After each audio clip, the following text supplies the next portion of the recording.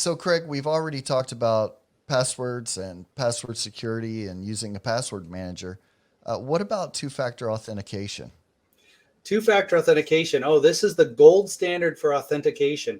If you have a critical account, whether it's a bank account or a wire transfer or logging into an email account, which has oftentimes all kinds of important information about you and your identity, you should be protecting it with two-factor authentication. But what is it? It's very simply two of three factors. Something you are, like when you look at your phone to unlock it with Face ID, your face is something you are. A fingerprint, when you, in the older phones, you put a thumbprint down and you unlocked it. That is something you are. It's a physical trait or characteristic.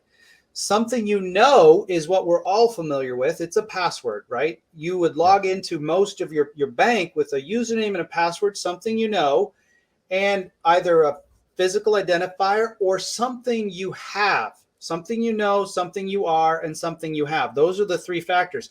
From a something you have, it could be your cell phone itself. It receives a text message from your bank. And so first you use your username, password to log into the bank. Then it sends you a text message. You enter the 6-digit code, and you have done successfully two-factor, or what other people call multi-factor authentication. There is a fourth factor, which I can just mention briefly. It's a location factor. So you might not be able to log into a company asset if you're not physically at the company, right? So you would have two-factor as something you know, something you are, or something you have, plus being physically present. So there's a location factor. That's a fourth factor. But for all intents and purposes, every other person and SMBs in this world are going to use two of those three factors.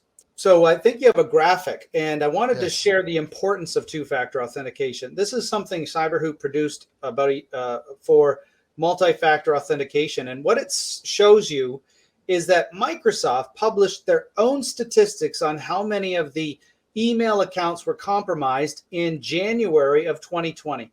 Over 1.2 million accounts. That means a hacker logged into someone else's email account and read their life story of all the sent messages, right? And filtered out, tax returns and identity theft information and banking information and you name it.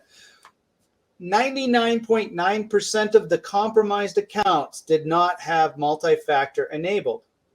So the call to action for everyone on this call, or everyone watching this today, if you're a small business owner, make sure you have multi-factor enabled for your critical accounts. Banking, it's not an option. They force it.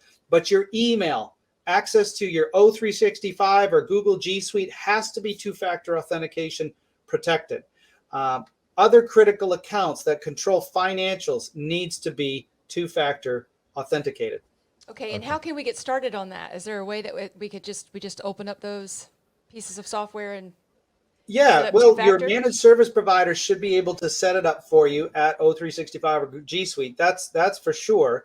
The banks force it. But if you're looking at any of your other online accounts, you can look at the security settings. And if it supports multi-factor, oftentimes it's just scanning a QR code with your phone, and it will then register your phone. It'll display a 6-digit code. And every time you log in after that, you'll put in the 6-digit code. It's actually very simple. So take the extra time to enable two-factor authentication on any and all of your online accounts, Salesforce, ADP, QuickBooks, Smartsheets, any of those SaaS solutions, software as a service solutions, support 2FA, and you should enable it.